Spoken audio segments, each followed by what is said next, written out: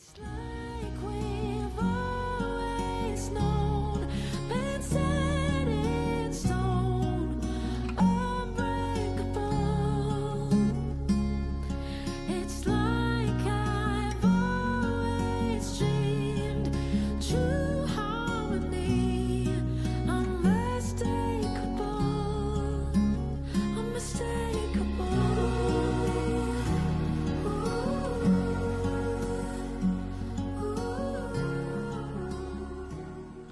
Hello and welcome back to the House of H.E.R podcast, your podcast all about healing, empowerment and richness. And this is episode 7. Happy International Women's Day before we get into it. And as it is International Women's Day, there is no better way of celebrating women's empowerment than to hear an empowering story from another domestic abuse survivor. So I have got Annie in the studio with me today on the podcast, who is going to be sharing her story about surviving domestic abuse, but doing it while navigating pregnancy and also becoming a first-time mum, which is something that I think needs to be spoken about. I've wanted to speak about because it's part of domestic abuse that I haven't had to deal with. I've not had to co-parent, so I think it's really important to hear different stories from different women, because there will be someone watching who will be able to relate to this, and hopefully we can help. So thank you so much, Annie, for coming in. Thank you for having me. No, you're very welcome. So before we get started, let me just do the trigger warning. So in this episode, we speak about themes of trauma, mental health and abuse. If these topics do feel too raw for you, it is okay to pause, step away and come back when you are ready. So I know this is really hard, so well done first of all for coming in, because I know sharing your story when you've not done that, and you know, it's sharing it for the first time publicly is a really hard thing to do. So thank you so much for using the House of H.E.R as your place that you're doing that. And well done, because it is really brave of you. Thank you. You're welcome. Thank you. So let's start from the beginning first of all. So how did you meet? How was it at the beginning? I can probably guess how it was at the beginning, like most of them. But yeah, tell us a little bit about how you met him and what it was like. So when I met him through a mutual friend. Yeah. Sorry if it takes sorry. You take I'm not your getting time. upset. It's just. Yeah, I know. Yeah. It's a normal part actually, and I think it's really important, because when I was listening to a podcast about someone else talking about it, she said the same thing, that it can take some time, because I feel like sometimes dates, times, all of that just gets so muddled. It so does. I know how hard it is. So honestly, just take your time. So we met through a mutual friend. Yeah. At the time, I wasn't driving. Yeah. So it's really random how we met, but I was at work. I'd worked late that night, and at the time I was getting the bus to and from work, so it wasn't the best situation. A friend randomly phoned me. It was like I'd stayed at work really late that night, so it was like 8 o'clock in the evening, and he randomly phoned me and said, "Oh, what are you up to?" I said, "I'm still at work." And he said, "Oh, I'm just passing through the area." Yeah. And I said, "Oh, well, I'm at work. I'm just about to get the bus." And he said, "Oh, I'm literally 2 minutes down the road. I'll take you home." So I was like, "Oh, lovely, great." Went out there, told out there, and got in the car, got in the back of the car, in the front of the car. There was someone there, yeah. It's really strange actually, because he didn't acknowledge me. He didn't turn around and say hello. He didn't acknowledge me at all. He just faced forward, didn't say hello, nothing. No, nothing. Wow. Car journey. Can I mention areas?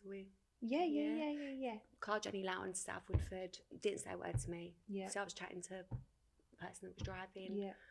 Didn't say nothing to me. And then the following day, the mutual friend phoned me and said, the person in the car, he thought you were really nice and he wants your number. He thought you were really polite and you speak really nicely, which I thought was a bit weird. Yeah. Considering I speak nicely, like that's weird. But now I can look on that and think, do you know what?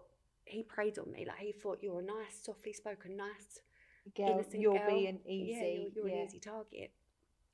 because he didn't see that at the time. No, of course not. So mutual friend was like, "Shall I give him your number?" And I Yeah. said, "Yeah, give him my number and see what happens." Gave him my number. Literally within 24 hours, he'd sent flowers to my work. Even on the card it said, "I love you." What? Yeah. So I was like, this is a red flag. And I promise He's you. put "I love you" on the... On the card. And to friends, I was like, this is weird. This is a red flag. This is not normal. Who says that? That is, I mean, I thought I moved quick. 6 months. So I Jesus. spoke to friends about That's it. love bombing to the highest max level, yeah. Male mutual friend. I was like, look, this is really weird. Like, who does that? Do you not think that's on the phone? Like, do you not think that's really weird? And he was like, and I'm going to be honest with you. You know, when these were his words, and these always stay in my head. Yeah. He said, you know, when a dog's been abused or it hasn't been treated very nicely, and then someone comes and gives it love, it doesn't know what to do with it, and that's what saying you're doing. Basically that you don't know. I don't know how to accept love or receive love. I mean, 24 hours is still a bit quick, though. Still a bit quick, yeah. But yeah, he half agreed with me in that sense, but in the other sense, he was like, look, just give it a chance. Like, he's a nice guy. He's, you know. Almost as well with things like that, as much as you think that they are like, because there's been so many situations that you think, oh my God, no, that's weird. But it also makes it a little bit like, like, I feel like you've probably got that bit in you where you're like, oh, this is a bit endearing. And then you think, as weird as it is, you kind of want to explore it. Want to explore. I'll be honest with you, I wasn't like that in the beginning. I was like, nah, this isn't for me. Right, it's not for me. Yeah. And obviously the age thing, I was 31, 32. Yeah. He was 46 at the time. So, yeah, it's a big age gap, isn't it? 45 he was. And he lied about that as well. We can talk about that. But another red flag. Yeah. I didn't find that out until later down the line. What, he said he was younger? Yeah. Right. Yeah. Okay. So he said he was 40. Right. And actually he was 45.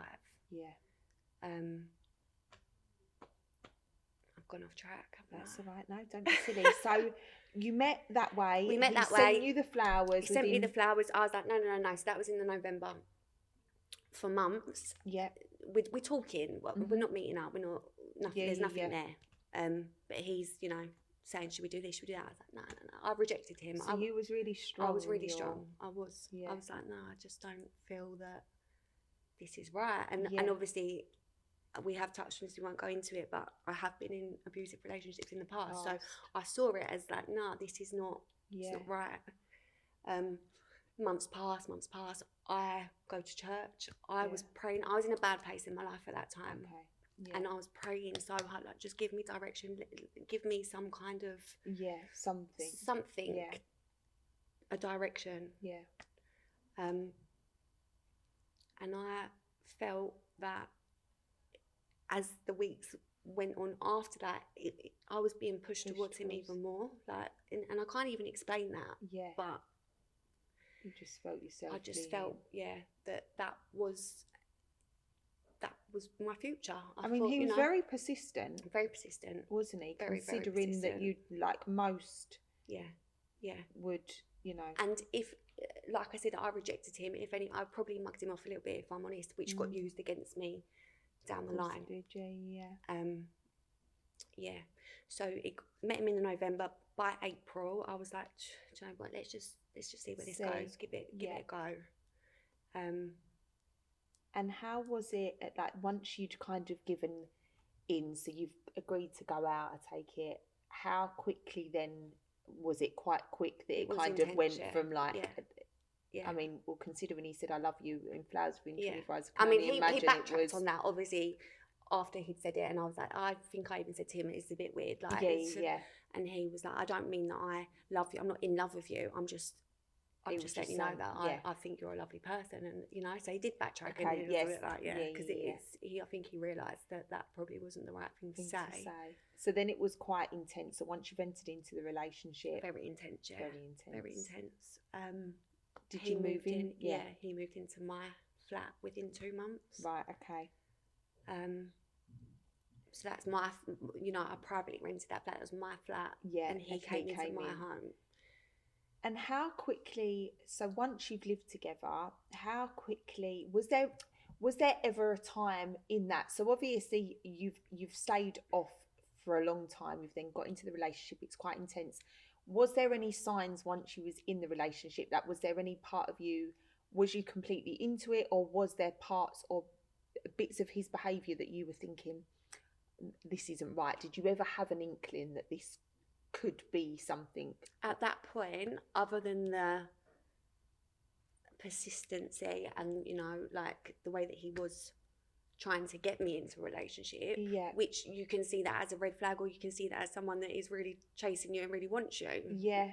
It's Yeah. a bit confusing. It's hard, isn't it? Because I think we spoke about this before, and it's almost like, I think as you grow up, you're kind of told that if someone wants you enough, they won't stop. You know, they will persist you. And I remember, you know, saying to, or someone saying, well, he hasn't tried hard enough. But it's also like, when do you take no as no? And no is no, It's exactly. almost a bit, well, like Where's the line? harassment. Yeah, you know, where's the line of, you know, you're persistent and, you know, you want someone to, at least that makes you feel cared about. Well, that's how I would look at it. But actually, where is the line of, I've told you no, you know, was you ever thinking, he's not going to go away, so I may as well? No, it wasn't that. It wasn't that. No.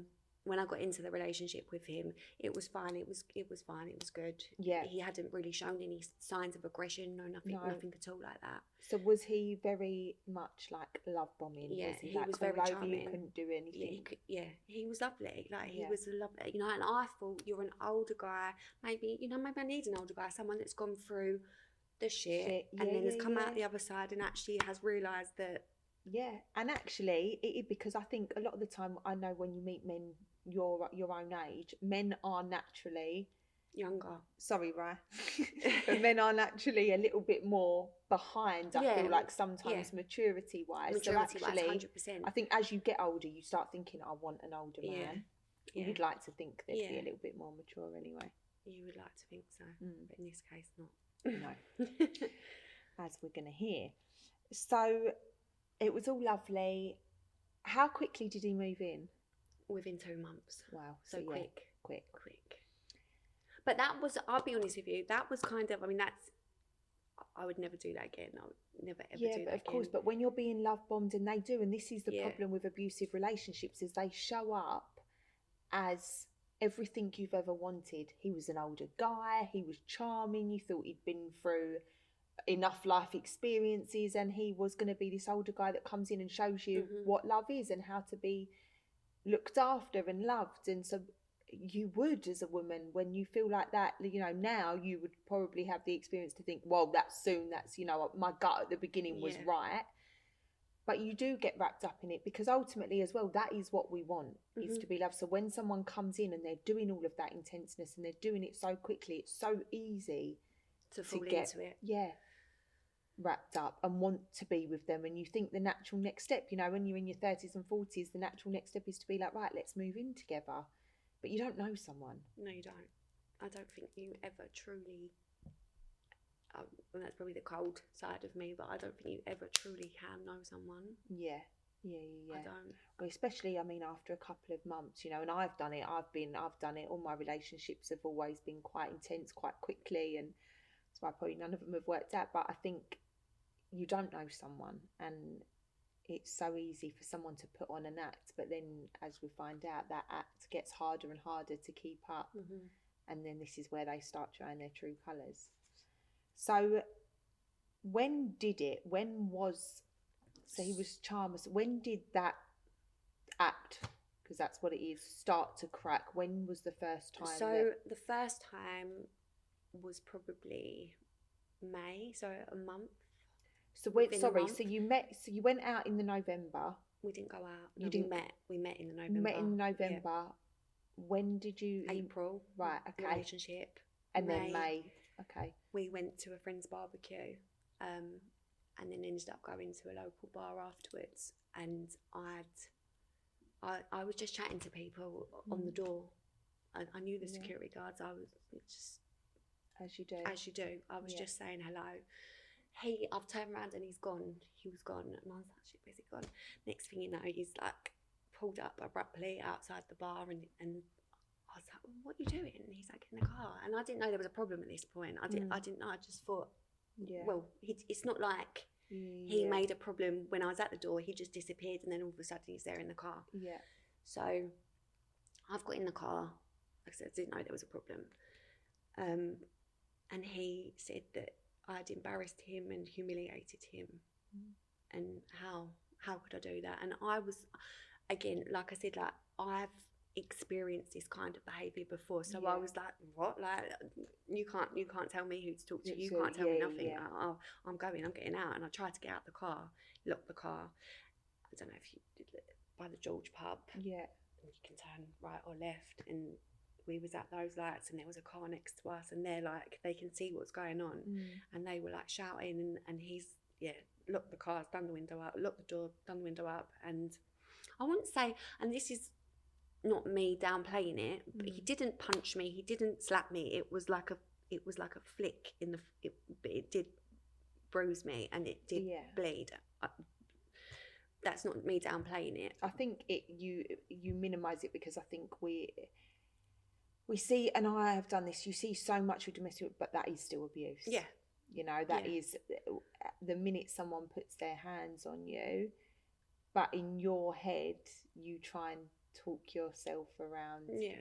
And I think that's natural. It's almost like a coping mechanism as well, that we now know that even if he never laid his hands on you, emotional abuse is, so I think we live in a world where, unless, like, because I would look at things and be like, well, I wasn't in hospital. I've seen women laying in bed with they're in comas. Yes, I think we all do that. I think we all compare it's a it, natural and you go, actually, thing, and you think bad. actually it's not that bad, and it's the normal. It's a coping mechanism, and it's almost a protective thing for you to get through it and think it's not that bad, but actually, it is bad. Yeah.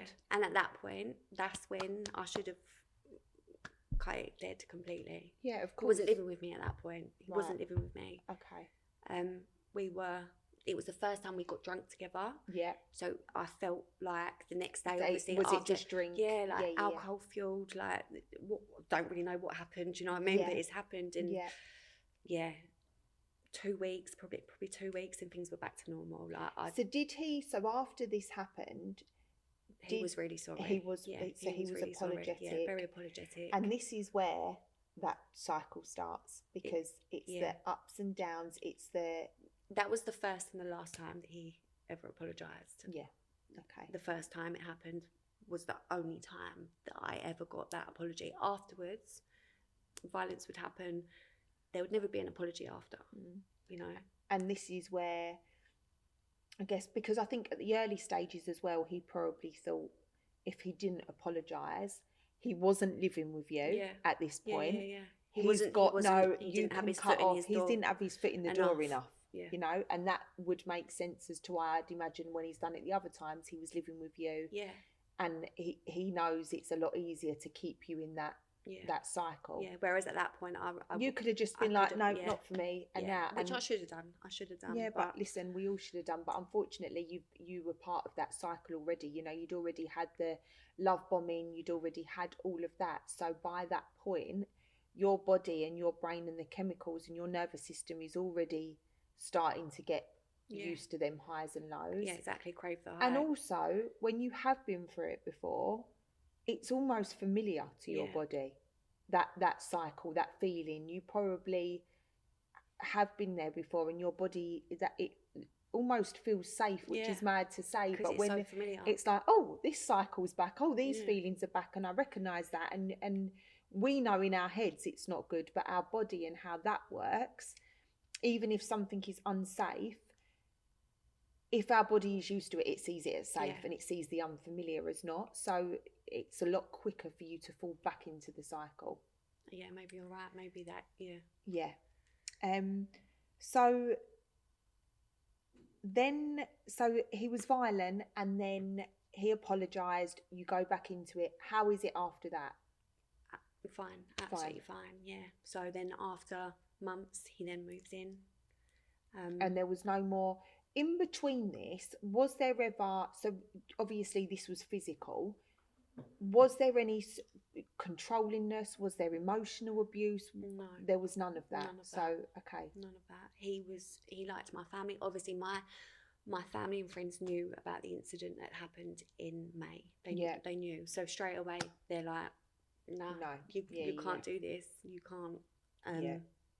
But I did. And then my mum and my sister, me and my mum and my sister were very, very close. My mum and my sister eventually were like, people make mistakes. He was violent the first time. He was very much like, I do want to get the help. I don't want to do that again. Don't want to be that person. I'm going to go to church. I'm going to do a Bible course, which he did. He did do all of that. He would go every week, and he did. So after some time, you know, my mum started to come around a little bit, and we could be in situations. If you're sticking to your guns and you're staying in the relationship, rather than go against you, maybe as the family, you know, it's better to stand by you. And you know, it's all so easy to say in hindsight, but it's such difficult situations to navigate, especially when it's your family. You know, we'd all like to stand and say we would do this and we would do that, but I guess at that point, if you're still staying in the relationship and you're living with that person, they need to know you're safe. And I guess, and it's better to be close to someone like that than be pushed away, because I've done that in the past. And these people are very good at putting on acts. You know, and if he's doing all this study, I'm not saying it's right, and not saying, you know, the minute someone lays hands on you, but I guess when, you know, as a family, when you're seeing that, and you know, you, as well as you being manipulated, everyone's being manipulated, aren't they, into this act of they're this person and they're doing this and they're never going to do it again. We spoke about off camera. At this point, was it at this point you done a Claire's Law? I've done a Claire's Law. Okay, so for anyone listening, a Claire's Law, we've spoke about it on previous episodes, is basically a police disclosure that you can do. You don't have to, no one has to have been violent with you. You can go to the police and request someone's history. So this is completely confidential. You fill in a form online. I'll actually put the link to it in the show notes. But you can go and request, if you've got any suspicions, even if they've not been violent, but you just suspect something, you can get their history. And if there is anything violent on there, even if it's not towards a woman, because I know I had that, they have to share it with you. And this will be completely confidential. And then you can decide what to do with that information. But if someone has had any violent history, it will be on Claire's Law. So just to explain for anyone listening what this is. So his Claire's Law was shocking. It went back to 1999. Wow. Of just... And what year was this in? Last year? No, this was 2024? 23. Okay, so wow. Yes, I mean, still. Yeah. And was it all violence against women? Yes. Yeah. Yeah. And at this point, I was in love with him. Yeah. I probably wasn't up until probably May time. I just didn't, even though I'd gone in, I didn't love him. But do you think, did you have that feeling of, I can be the one to fix him? Yeah. I'm going to be that woman to change him. I'm already that person. Or he doesn't need fixing because he's doing the church. He's doing the church stuff, and he's of an age, you know, like this stuff was all past. It was nothing recent. There was nothing like 2020 or anything. It kind of was, I think the last incident was 2016. So I was like, do you know what? Like we discussed, everyone's got a past. You've got a past. But already you were downplaying it in your head because you'd had that incident with him yourself. I've already had been violent I with can you. already see that it's in. I've already seen it. You've already shown me, and I think that's really important for people. When someone shows you who they are, believe them the first time. Yeah, that's it. Well, they do say actions speak louder than words, and in this case, it couldn't be more true, could it? But isn't it mad how, like, even even after he's been violent with you, and I know you say, oh, he didn't hit me, he still laid his hands on you, that was controlling, because just because you were talking to someone, that you looked at his Clare's law and thought, well, nothing's recent, and completely disregarded all the rest of it, that anything, what you all had the done other red and thought, flags, that's mental. Because I loved him at that point. If that had have happened 3 months before, you think you'd have found it easier to walk away. 100%. But I loved him at that point, and I was well, like, also he's been the violent, and then he's been this good guy, and then he's been back to the knight in shining armour. So already we've got the highs, we've got the lows, we've got the love bombing, we've got the he's this perfect man, he's made a mistake, and already you're in that loop. Yeah, quickly, if we're being honest. Do you know what I mean? Because it's not actually a big time frame, November to May. So it is still it's very intense. It is intense. Yeah. So how quickly after this did you fall pregnant? So this continued, and then you did. Yeah. So we after the first violent incident, there was no more. It was no more. There was no arguments. We always got on. I would say we always got on. We always laughed. We always had good times together. He worked, I worked. We would just have this very simple life. We'll just go to work, come back together at the end of the day, have nice dinner, do nice things. Like, it's just everything that. And this is so important as well, because this is a bit like my experience, in the fact of so many women will be going through this and not believing it's abuse, because you have those good moments, because you are sitting there having normal dinners. Oh, he's been violent once, and then for 3 months he's fine, and that minimises what it actually is. And so many women will relate to this, because I think there is so many people out there confused, thinking it's so because confusing. they live a normal life. You know, I remember he would be violent, and the next day, 2 hours, 3 hours later, would be on the sofa cuddling up watching a movie, and it just becomes normal. So I think the fact that you are talking about this, and you know, you had that episode, but then you had the best relationship. The best relationship. And the pregnancy wasn't a surprise. Yeah. You know, we knew it could happen. We knew it could happen. We knew that we were having unprotected sex, and we knew it could happen at any point. We were so happy, happy. We went on holiday. We had the best time. We went on holiday in October. I felt pregnant in September, October. September went on holiday. October, I felt pregnant. We were so happy. So happy. Wow. My really, really good friend, one of my best friends, she suggested that I terminate the baby. She knew. You know, when someone knows, she knew. And I best friends always do. I turned on her completely. Wow. I was like, I don't want to hear what you've got. I don't want to hear it. I don't want to hear it. Oh God, my body's gone cold. My hair's just stuck. I shut her out. I cut her out of my life. I can't have you in my life. He was constantly on about her, always. Probably because he knew that actually, like, saying that she's no good. She's no good for you. She's no good for you. I don't want my child around her. Yeah. And I just thought, oh my God, I don't want this lovely thing to So turn the easiest horrible. thing to do as well is to just take out the friend, because you know, you're living with him, you're in this bubble, you're in the abuse cycle, you might not have known it at the time, and he knows what he's doing. And also, you know, they know the longer when someone is around you and they are slagging off your friend, without you even realising, you start to almost believe the things they're saying. So everything they do, you're seeing now in a negative light. You start seeing your friends in a different way, because I done it. I would never look at my friend's behaviour, and he would say certain things about how they'd act, and you would probably be the same. And then you start thinking, oh, do you know what? Yeah, actually, it's not funny. I don't know what. It's really not funny. No, but you can relate. It is what happens to you, and you start seeing in your friends in the same light that they do. And then before you know it, like you're just and then it's easier to cut them out. It's easier to deal with them every single day in your ear about that person, and you just like. And then it overwhelms you. It overwhelms you, and you just think the best thing to do here, like you said, is just cut that person out, and then I don't have to deal with that. Yeah, absolutely. So you obviously didn't listen. No, obviously didn't listen. I have always wanted to be a mum, and thank God, because you've got your beautiful. He is the best thing that ever happened to me. Little boy, right? Yeah, little boy. Yeah. And if I'm honest, I would go through that again to have him at the end. Yeah, I would.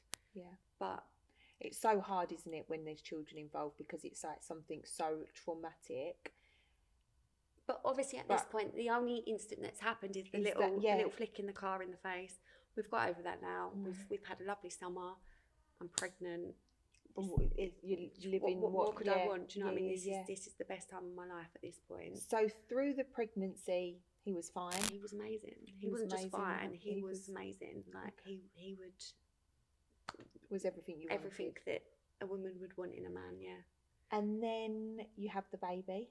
Had the baby. When was the baby born? July 21st, Right, 24. Summer baby. Summer baby. I was in labour for a week. Had a really traumatic birth, which resulted in baby going into neonatal for 10 days. So intensive care for 10 days. That's horrible. It was awful. He was there for the birth. He was there he never left my side when I was pregnant. Like he didn't, you know, like I said, it was just a very normal relationship. Yeah. We'd go to work, we'd come home, we'd see family, you know, it was just normal. I had the baby. Sorry, but when you're going through that and when you're pregnant, also you're not going out, you're not drinking, you're not seeing your friends. Yeah. You're not doing all of those things, so you're eliminating actually what would normally be like through the summer. You would normally, if you wasn't pregnant, probably be going out. Would he have been the same then? Yeah. And that's the thing, you know, when you're pregnant and you're spending all your time with him, and you know he knows he's got you, and you're not living your normal life, he's got nothing. Yeah, like, was that enough for him at that point? There's no real huge triggers. I mean, I'm sure they always find something, as we find out, but it could have been a very different story had you not have been pregnant. Yeah. But then saying that, after I'd had the baby, if anything, you're more restricted when you've got a newborn baby than you are when you're pregnant, I would say. But when I had the baby, he went into neonatal. He was transferred. I had him at Whipps Cross. He was transferred to Homerton within hours of birth. He disappeared. I just remember being in the hospital. So say he disappeared, don't say his name. He disappeared from the hospital. I just remember being in the hospital. My baby was gone. He was gone. And I was just in shock. Like, I just remember just being so shocked that I can't even explain it. Like, I can't. Oh my God, I can't even imagine. But to have a baby, grow a baby for 9 months, and all of a sudden just not be there, that's not what we're talking about here. But do you know what I mean? That was a massive thing. Oh my God, no, to not have your partner there. So where would he?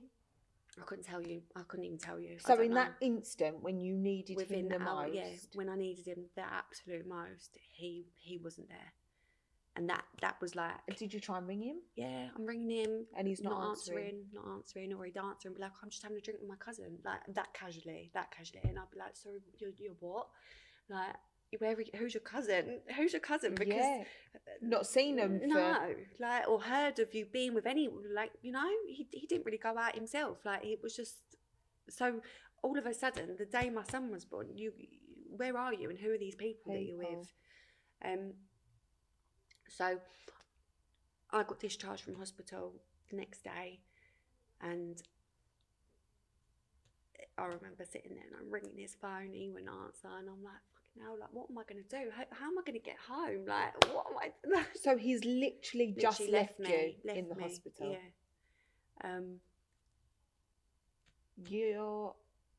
I mean, I can't even imagine. You okay? Do you need to take a minute? No, I'm alright. That was probably but I was in, you know, like, being a new mum, it's a shocking experience anyway, I think. So I was just like, I just don't know what's going on right now. Do you know what I mean? I don't know what's going on. My baby's gone, you're gone.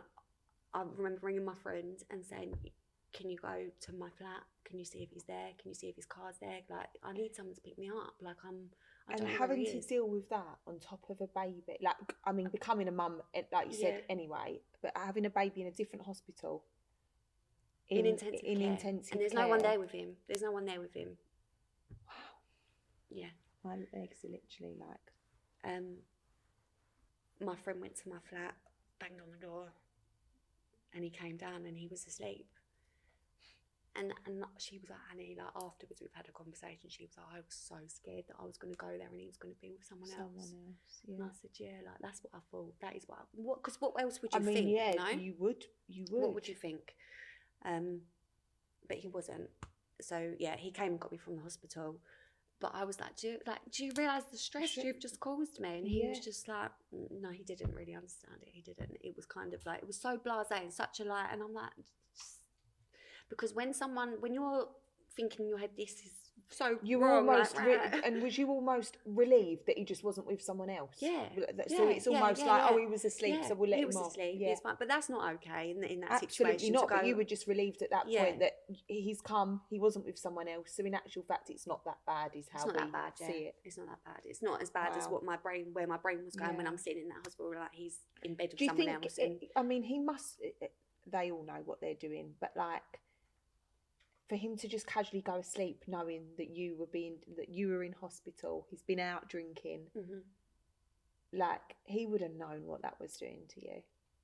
Yeah, I mean, I don't know that this is something that I battle with in my head, not just in that situation, but the whole situation. I think, do you know what you're doing? Do you is it calculated? Is it you know, or do you just do it knowing that it's going to hurt someone and you just think, I don't care about what that? They was doing. They know exactly what they're doing.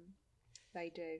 It's a hard thing because you can't imagine, but thank God we can't imagine how someone can do that. But how could you treat there someone is like no that? way with a baby in intensive care and your partner that you would not be there, like you know, and because that was such a big thing for me, you know, like I didn't want him to be with me, to be with the baby, like someone needs to be with the baby, you know, because in neonatal you're only allowed parents and grandparents. That's it. So it's not like I could have got a friend or something. At this point I'm still in hospital recovering myself, you know. Of course, you've just had a baby. Had a forceps delivery as well, so it was like it was hard. I couldn't walk, and then when I went to see the baby for the first time, he picked me up, took me home from the hospital. I showered, I got changed, and I was like, I need to go to the hospital. And he gave me the car keys, and I was like, I don't know if I can drive. I'm not sure if I can drive yet, you know. And he was like, it makes me feel sick. I drove to hospital, to Hompton Hospital. So he didn't go with you? He didn't go with me. And I don't know if you know, there's no parking. Yeah. So I had to park 20 minutes away from, when I tell you, like my legs were like this. Like it took me, I think 45 minutes to get from the car to the neonatal unit. And when I'm in the hospital, like I should have been in a wheelchair. So that's how bad it was. Like it was awful. And I walked from the car. I'll always remember this. When I was walking, like, and I'm literally hobbling, a crackhead was walking, and I was like, I'm following my map, and I'm like, I need to get to the hospital, and he was like, I'll walk with you, and I was like, sorry, I want a crackhead. But at this point, I was like, fuck it, like, you just need to get there. And he walked with me, and he went, do you want me to come in with you? And I went, no, thank you. But your work leave is it at done. the door, thanks. But you know, like in that, probably the most vulnerable. That's what you've had to do. Yeah, but the person that was there for me was a stranger on the street, and not the man who was the father of. No. Wow. So had he seen the baby at this point? He saw the baby when the baby was born, and then that was. Then the baby got taken upstairs to the neonatal and whipped across, and then got transferred. So no, he saw the baby when he was born. But no. Was there when he said to you, right, you go, what was his did he give a reason as to why he didn't? I'm tired because I've been out all night. Oh, poor man. I know. Right, so wow. So you go and see the baby. So I went to see the baby. How long did the baby have to stay in intensive care for? 10 days. And then you could bring him home. So I didn't know that at that point. At that point, you're just taking each day as it comes, each hour as it comes. Just. And did he go to the hospital at all? In those 10 days, twice. Wow. Twice. And the second time, it was boiling hot. It was July. It was boiling hot, and I was on a ward. I was right by the window. I had the it was horrible. He bought me a fan, and I remember like he literally came, dropped this fan and left, and I was like, at this point I'm just thinking like, am I the problem here? Like, am I? Of course you do. That's what happens. Like, what's happening here? What's Yeah. happening? Am I Have weird? I done something yeah, wrong? like, am I expecting too much? am I expecting too much? Yeah. But obviously, I'm there with other mums, with their partners and their God, babies. I can't even imagine like. And I'm thinking, what the fucking hell has just gone on? Like, what's gone on? Because the whole time that and how selfish that you have to think of him and that while your baby's in intensive care. The one time that he did come into the neonatal, you've got other babies, mums and dads, and obviously a lot of the dads have their tops up to doing skin to skin with their babies. There was a guy, and he was accusing me of looking at him and him looking at me, and I just was like, you just gotta go, you've got to go, like. Wow. And after that, I didn't encourage him to come back because you were on eggshells and nervous. Yeah. So then, when you go home, what's it like then? So the baby comes out of hospital, you go home. He comes and picks us up. I remember that day as well. Like, I'm calling him like, right, we're ready to come home. Ready. I got. Was you nervous to go home? No, wasn't. No, because I think I've always been a healthy, fit person. So to be in a hospital environment, I also got readmitted into hospital. I got discharged from Whips, and then I got admitted into Homerton because I had retained placenta. Right. So there was more going on with me as well. So at that point, after like the whole 10 days, I was like, I just want to go home. I just want to go home. I just want to start what we planned, you know. And even my mum at that point, because the birth was so traumatic, and my mum was like, look, that was a very traumatic experience for everyone. My mum was traumatized. She was like, he just needs a bit of time, you know, like he's not himself. You're right, he's not acting, this isn't normal behaviour. But she gave him the benefit of the doubt, even after what had happened prior. And then how was the home life? Home life was, I was on my own. He just would go out. He would just go out all the time. And like I said, that was never our relationship before the baby. It was a complete 360 of dynamic of the whole relationship. Drinking, drugs, never been a part of our relationship. Like I said, that one time we went out and had a drink in the beginning, and it ended the way it did. We never really done that again.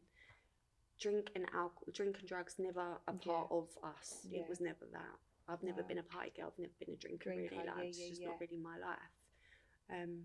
So for him to all of a sudden be that, I'm like, whoa, like I didn't know this side of you. And he's constantly going out. I'm obviously, I say I was ringing him. I wasn't, because I was just consumed with the trenches of motherhood. And do you think that in his head, like, it's so hard to try and understand, even after being fit, like, to try and understand what goes through their brain? Yeah. Do you think that he thought, I've got a baby with her now, that's it, I've got her? Yeah, I do. So all of that up until then, and then you've got the baby, he knows he's tied to you, he's got that connection, and he changes. Yeah. He'd make me feel shit about anything and everything to do with the baby, you know, like you've never done, the amount of times I've heard this, which makes absolutely no sense, you've never done this before, you don't know what you're doing. Wow. And I'd be like, Mark, no mother has ever done it before until they've done it. Do you know what I mean? No one learns. It's impossible to know what you're doing until you're doing it with the baby. And I just used to say, why are you saying that? Like, it used to really trigger me inside. And why are you saying that? Yeah, because that's the worst thing. I think, as well, you know, you can put anyone down about, you know, not saying it's nice and right and whatever. But the minute you attack the children or your ability to how you parent the children, that's a whole nother level of you know, how that's going to How that's affect going to you, make especially you as feel. you've got all of this going on. Your baby's been in intensive care, you've had a traumatic birth, you've got all your hormones going around in those Raging. beginning stages anyway. To have someone then putting you down as Putting how you you down. are as a mum I was is trying to breastfeed and he'd come in and I did find it hard to breastfeed. I think probably because I didn't hold him until he was 4 days old. Do you know what I mean? So a bit of postnatal. yeah, a bit of postnatal depression. Maybe the bonding didn't happen the way that it should. Yeah. I don't know. Yeah. But he used to come in and be like, he doesn't want it, he doesn't want it, he doesn't want it, and I'll be like, I just need to get it right. It does, you know. And I he think does there's want so it. much pressure on breastfeeding Yeah, and of stuff course, anyway, of isn't there? course, So of that course. just makes you feel like you're not doing Yeah. the right job, and then I think you feel like you've, which is absolutely not true. I breastfed and done it for 2 weeks and then gave up, but I feel like even from a nurse's point of view, sometimes it makes you feel like if you start and you don't do it, you've almost feel like you failed at something, don't you? I did persevere with it, but I didn't get the support. And to have someone telling you You're your not baby doing doesn't it, want it, your baby doesn't even want it, and you're Yeah. just sitting on the bed like, I think he does. I just, do you know what I mean? I was just, Of course, it and was, you're you're learning, of Yeah. course. And I think it's so important to have a good partner by your side when you have a baby. Oh my God, I Like- mean, absolutely. Obviously, it doesn't work out that way for a lot of people. Yeah. But I mean, that listen, there's a difference of things not working out, isn't there? Then, you know, you can be, people don't work out in relationships together, but you can still have enough respect to be there for the baby and to support the woman that you're, you know, especially that early on, like to do the 360 that he done in that's already overnight. happening. Do you know what I mean? Yeah. All that's already kind of going on, and I was dazed. I wasn't angry. I wasn't upset. I was You're just probably numb. I was. You're I was probably numb to. You I probably was. don't know what's going on at this point. So obviously he's done a complete 360. When did the violence come back in again? So my son was 6 weeks old, and he'd gone out. Not my son, him. Yeah. He'd gone out. Again, it was like, I don't know, 1:30, 2 in the morning, and I'm ringing his phone like, where are you? It wasn't answering, and then he just strolls through the door, probably about 2, 3 in the morning. It was the middle of the night. And I did confront him. I was like, this, you know, by this point they've been going on. Yeah, you've had enough. And I'm like, what is going on? Like, you can't. What do you think this is? Do you know what I mean? Like, what is going on here? And he had his phone in his hand, and he came in, didn't even take his coat off, didn't take his shoes off. I was on the sofa with the baby. I had the baby in my arms, and he just came over to me with the phone. Shut the fuck up! Hit me like in the face with the phone. I was just like, what? And then that was it. He left. He just went straight back out. There was no, I don't know. He didn't. I don't know if I had maybe said something back or so. I was just shocked. I was just like, I can't believe you've just done that. I can't believe you've just done that. And then he just left. He just went back out. How did you feel that in that? Was you just in shock? I was in so much shock. So much shock.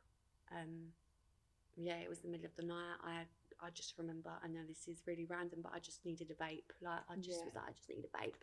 And I remember ordering a vape on Deliveroo from King's Cross, because that was the only place that I could get a bloody vape from. And I just remember just sitting there vaping with a newborn baby. Just like, I don't know what's just gone on. I don't know. Oh, babe, honestly, Yeah. I mean, I can't even, like, it's so hard to, like, I think knowing because I'm a mum as well, I think knowing those emotions that you go through becoming a mum, even in a good relationship, whatever relationship, but to have all of this going on and to have it so, you know, okay, you'd had the incident before, but then like you said, in between, it's such a question to literally overnight your whole reality of what you believe this family life is going to be, your experience as a new mum, the traumatic, but all of that to then this, like I cannot even. That's it. And then you're literally just your reality.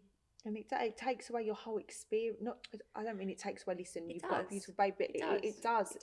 You know, it ruined. It does. What we it does grow up ruin it. thinking I didn't enjoy of, it. I didn't enjoy that. When I talked to my friend, I didn't enjoy a newborn stage. Like I don't really remember it. Like I'm sure that a lot of people don't anyway, without any violence. Without any of that, it's hard enough to get through. You know, when you're working together in a relationship. I was just surviving it, and I wasn't. yeah, I'd done everything that I needed to do for my baby, but I didn't enjoy it. I didn't. No. I didn't.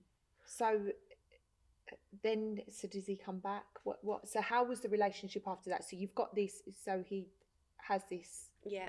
So he's done that. So yeah. I think the next day, just brush it under the carpet. Did you think in your head at that point, I'm done? No. No. No.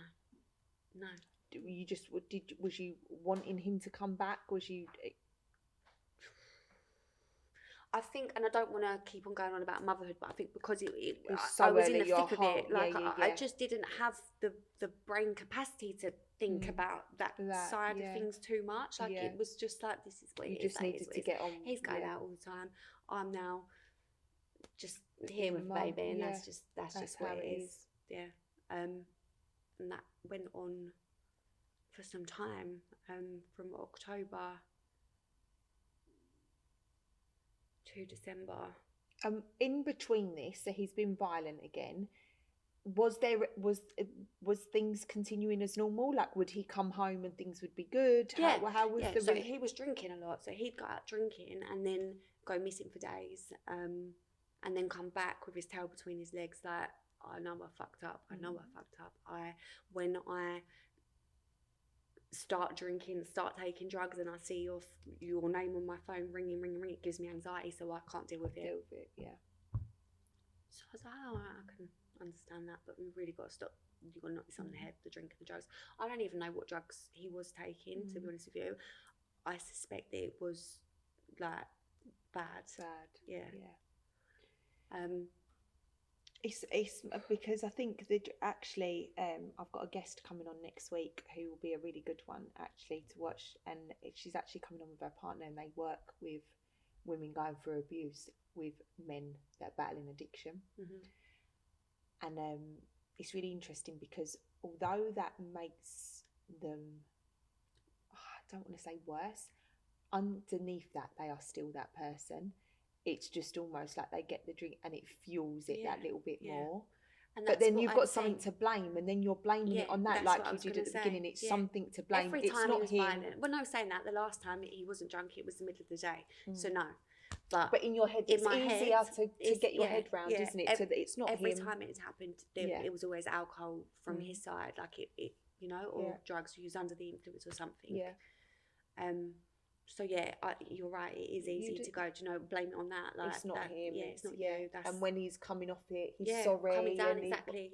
Like after, because sometimes he wouldn't be drunk or on drugs, but it would be the days after. And then he's needy and vulnerable, and he, sorry and. But obviously he'd be going out for days on end, and then coming home. I just need to go and wash my hair for a minute, mate. Do you know what I mean? Like I just need a minute. Yeah. And he'd get in bed and go to sleep, and I'd be like, you're fucking. Yeah.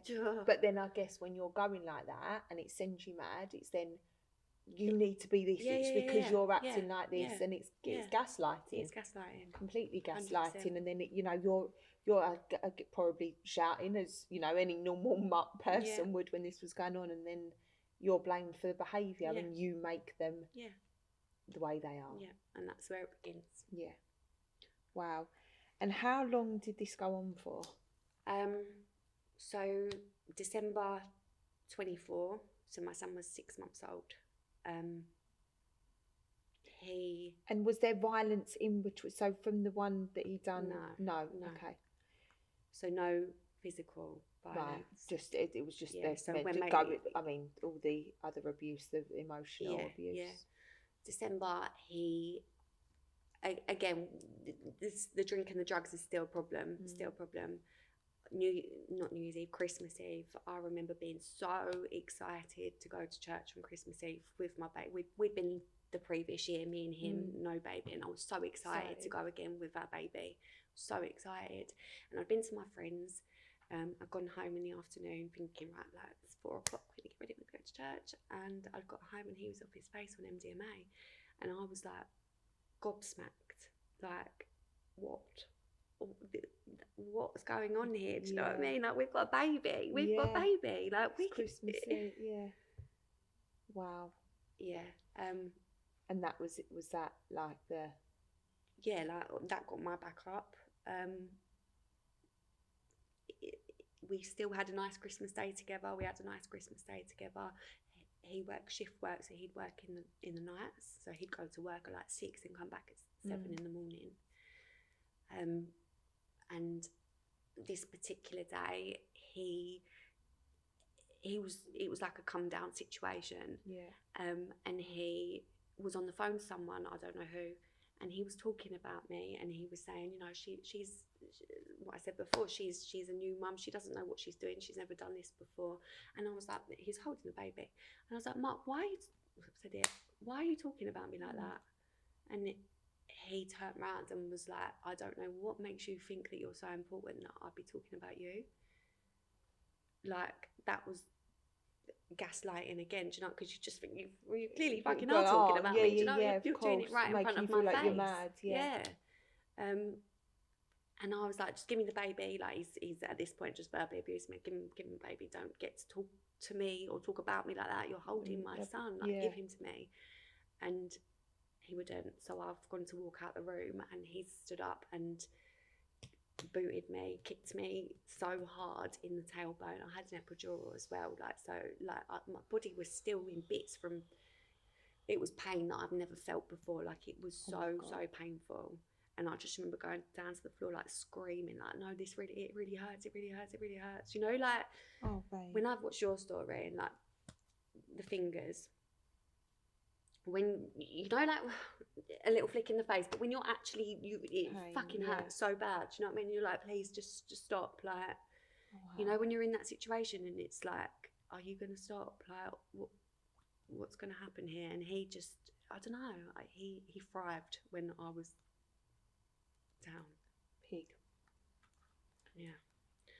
And that progressed. So on that day, I don't know, he lost it completely, like completely lost it. He locked the doors. Like I said, he was going to work that night. So at this point, it's probably about 3 o'clock in the afternoon, and I knew that he would leave for work at 6. So when this began, I knew I just have to keep quiet. You just got to ride this out, and he's going to go to work, and then you can do something. But right now, you've just got to. Yeah, like, and that is the best thing to do, because when you say you're going to leave, that can just escalate. Well, you're going to call the police, which I've done. You know, I've said that, and that has made it worse. Yeah. Yeah. So he goes to work. He went to work, and I phoned a really, really good friend that I went to school with, so a long friend, my longest friend. And this hurts me to talk about. She put me on loudspeaker. She was with her husband and her children. She put me on loudspeaker, and it was almost like it was a bit of entertainment. Wow. All I wanted was for her to say, I'm getting in the car. I didn't have a car. That's another story, but I did have a car before I was with him, and then later into the relationship before the baby, he was like, let's just get a car together. We'll get a car together. So I didn't have a car. So he's gone to work in the car. I didn't have a car. All I wanted was for her. You're not a single mum. You've got a husband there. Your husband could have looked after the kids. You should have got in the car and come to me. But she didn't. She just had me on loudspeaker, and she phoned my sister. I didn't want my sister on at that point. I was because you know, once your family are involved, that's it. It's done, and you don't necessarily. You don't know where you're at. It's just too much to deal with. I just knew I need to get me and this baby out of this house, and I just need to get away. And she phoned my sister. My sister was like, if I come and get you, if I come and do all of this, because my family don't live in London or Essex, they're in miles away. Yeah. So she said, if I come and do all of this, then, you know, you can't go back. You can't do it. You can't go back to him. And that's just pressure you don't need at that moment. And I was like, oh, I don't know. But my sister came, bless her. She came and she took us to her house. She had a spare room. So at this point, he strangled me as well. So I had bruises all over my neck. At this point, I'm in my sister's spare room, and I'm like, what is going on here? That's my flat. Like, it's not even his, it's mine. It's yours. And now I'm in my sister's spare bedroom with a newborn baby. I'd taken everything out of the drawers. Like, I had all his clothes, I had all my clothes, I had everything. And Yeah. After a couple of weeks, I looked at flats down in the area that my mum and my sister lived, and I was like, when you're just in that limbo, like, I don't know what I'm going to do. I don't know what to do. And in the end, I was like, I want to go home. I just want my home. I want my routine with my baby in my home. And I want my friends, and I just want your life. I want my normal life. Why should you have to walk away from everything? Yeah. So I went back, and I went back after 2 weeks. So this was January. And I went down his phone beginning of February last year, and I found messages on his phone to a female having conversations about me, saying to her that I make it really hard for him to have a relationship with his son. Make that make sense when you're living with me, and all I do is beg for you to be at home with us. Help. You know what I mean? Yeah. Painting me out to be a horrible, horrible person, and asking her to beat me up, which I just couldn't believe my eyes. You know, I was like, what am I reading?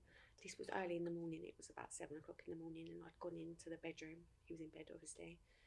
And I was like, well, what is this? Like, what is this?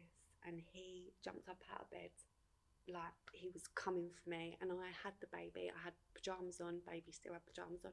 I just ran outside. I just ran. That was it. Yeah. Went to a neighbour's house, called the police. All that day, obviously, like I said, it was early in the morning. It was 7 o'clock in the morning. I was just saying to him, you need to go, you need to go, you need to go. And he wouldn't go. At that point, I was like, I don't want this anymore. This is done now. I'm done. You need to go. You need to leave my flat. He wouldn't. Where am I going to go? Where am I going to go? When you find me somewhere to go, then I'll go. Like, and I was like, we're sharing a car. So the end negotiation of it was, he takes the car. Take the car. At that point, you're just like, just whatever can take the car. Yeah. So that was the end. Of the relationship. And so I know you've mentioned you managed to get, so after that, how was the co-parenting? The co-parenting, obviously, from February he moved out, we didn't really talk. Do you know what I mean? You've done what you've done to me. I don't want to talk to you. He didn't really want to talk to me, but to be honest with you, it was just like, we're just not going to talk.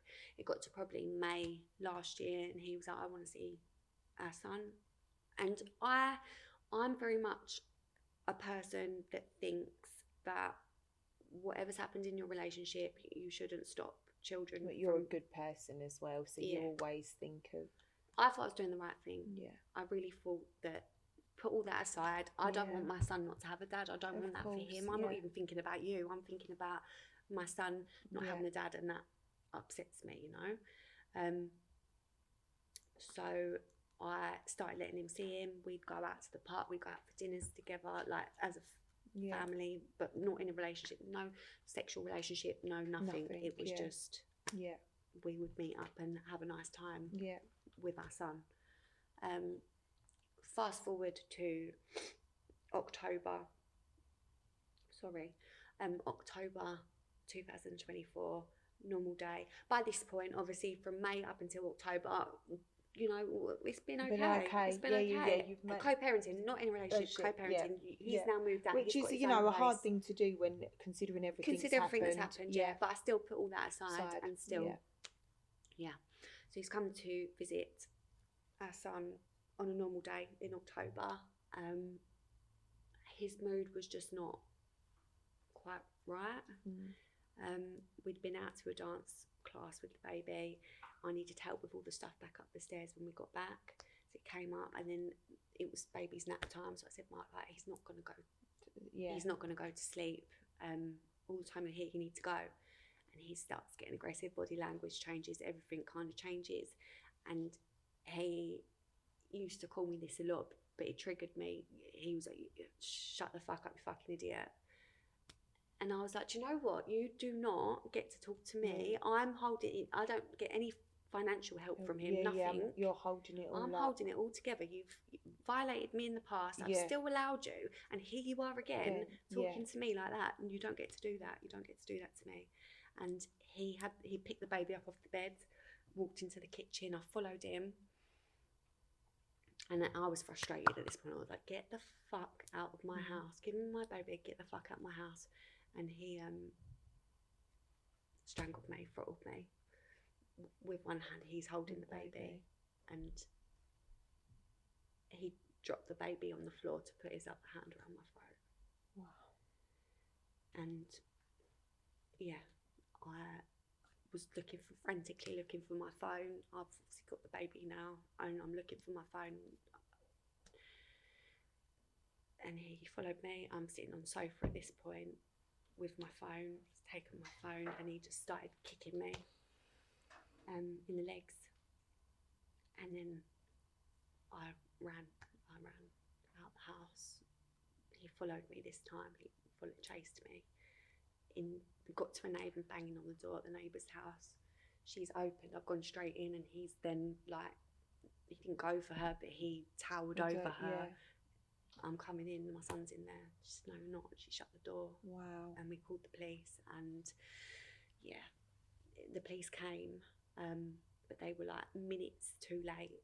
By the time he literally left, and they turned up. He did sit outside neighbour's house for a good 10 minutes. And what did the police do? So the police that came, they were good. I would say they were like, "Look, if you're saying that he's just gone 2 minutes ago, let's not even take a statement yet. Let's just get back in the car. We're going to go and get him." I've given his address, so they knew what direction he was heading in. They went there, and they came back and they said he wasn't there. We haven't found him. We don't know, you know. But they said to me, I remember them saying, like, it's a matter of time. It will happen by the end of the day. Will happen by the end of the day. And did they? No. It then went quiet after that. It went completely quiet from the police.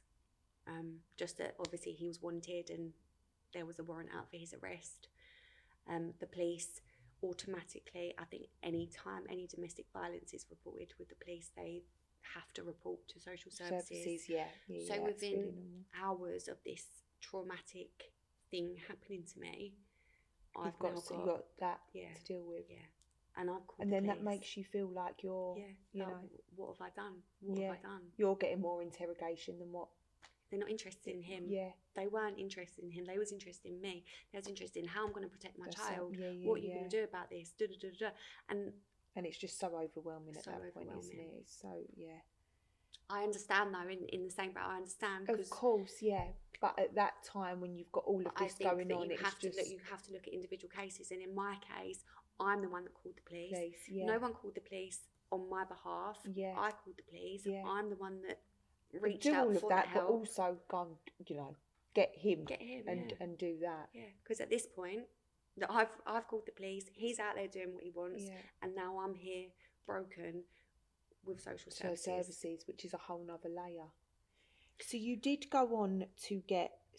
I mean, the police weren't great, but you did go on to get so he's no longer part of that. So after that incident, you've cut him out, he's no longer making no contact. But you did go on to get a non-molestation order. So I was contacted again. The police give out your details to domestic violence victim charities. Like, all of a sudden you're being bombarded by like social services, charities, and it's just like, oh my god, I don't know what. It was too much for me, if I'm honest. I was offered legal aid because I wasn't earning enough. But this is something that is important. If you're earning a decent wage, if you know, not even a decent wage, if you're just earning, you know, then you have to pay for your non-molestation order. It's a civil order that goes through a family court, and it's down to you to pay for that. So luckily I got funded. I got legal aid. But if you're earning a certain amount, then you have to pay for it yourself, and it's not cheap. It's about, mine was £7,000. Why should we pay? Wow, I didn't know that. Yeah, it's not a criminal. It's a civil order. So you pay for it yourself. You don't. In my case, you don't. But I found it quite shocking. I think it's shocking. Yeah, I mean, I actually know someone that's in a situation where they want to get a non-molestation and they're going to have to pay for it themselves. And it's like... Oh, we're going to start a petition about that now. Yeah, I think you should. You shouldn't have to pay for that yourself. No way. Oh my God. Yeah. Right, well, that's something we're going to look into. So absolutely. I got the non-molestation. And what does the non-molestation order? So non-molestation order stops him from contacting me for... And how long you got it for? I got it for 2 years. Okay, so generally they're one. Yeah. The judge did say that she felt that it needed 2 years, and she did. She was very vocal about how she felt that the police had let me down. And once I had the non-molestation in place, the police did actually arrest him by chance. And because I'd already done what I'd done, because I didn't feel safe because you hadn't arrested him, I've got my own protection. Do you know what I mean? Yeah. You've had to do that yourself. I had to do it myself. Yeah. And I also had to do it for the social service. I had to do that. Like they were, you know. When I say I had to, for me there was no choice. But for some mums, because I read stories and I look at stories where mums are in this situation and they can't get out of it for whatever reason. Like maybe the abuse is, I don't know, top notch. Do you know what I mean? And they're in you know, it's so you're in the cycle. Easy. Luckily for you, luckily for your me, home thank was God. your home. Yeah. It wasn't in his name, but this is the problem. Is it's so. Yeah. Me and my best friend talk about this. If I wasn't financially dependent on him, And he gave me. And I had that, and they always said to me, you know, if he was, it's a different you story. can see why women stay stuck. I can see. For so long. For so long. It's better like if you own a house together, or it's his house. Not it's only his car. have you got that cycle of the trauma bond and all of that, but you're financially dependent, and that's just. I mean, all I had to think financially was, right, I'm going to lose £500 a month from you. Like, yeah. You can make that work. Do you know what I mean? But if you've got no home, you've got no job, you've got no car, you can understand why women stay 100%. Wow, babe. I mean, you are amazing. So you are honestly amazing to go through all of that, and while becoming and navigating motherhood, is just like, I mean, perfect person to have on International Women's Day, because what an empowering to see you now and how you are, and you know, building your life back up again for you and your little boy. And for me there was no choice, and that's what there was no choice, because I wanted a better life for my son. Thank God in a way that, well, not in a way, but that you had it, because our children help us, you know, go on, and he was that strength that got you through it, but also got you out of it. And thank you so much for sharing your story. And I think, you know, you've raised such amazing points with, you know, number one, how normal abusive relationships can seem, the Clare's Law, which is a massive thing, but also, you know, the non-molestation order, and that's definitely something that we're going to have to work on, because that is absolutely insane. And I wish you all the best. You're going to help so many women, and you are amazing and a brilliant mum. You know, when I posted the video that I posted, for me, if it was to help resonate one person, just one. And that's the thing, and I think with this, you know, we'll get a whole nother audience of, I didn't have to struggle through motherhood with that. There'll be so many women that are navigating that. And honestly, the way that I feel, it's the best thing I ever done was make that decision when I made it, and take my baby out of that situation and just focus on being a good mum. And that's what I was just going to ask you, is if, you know, to anyone listening, what is the one thing that, if, you know, if you could say anything to anyone listening now in your situation? I would say that an abusive relationship is so heavy, and when you're in it, you feel like you can't get out of it, and that's just, you know, and it's so confusing. It's so confusing. But when you step out of it, obviously it doesn't happen day one. No. But over time, you're like, wow, like and it never changes. It will never ever change. It'll only get worse. Yeah.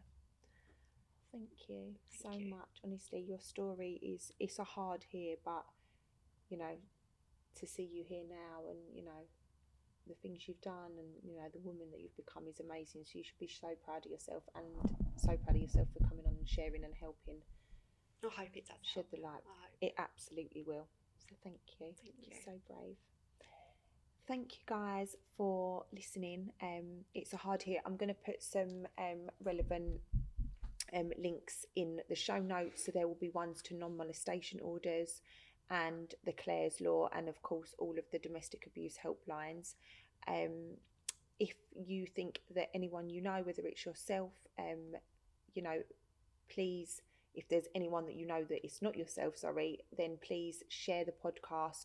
But if you yourself are going through it and you need help, like I said, it will be in the show notes. But please make sure you follow, you subscribe, you like, and if you need any support and we can help at all, then our DMs are always open.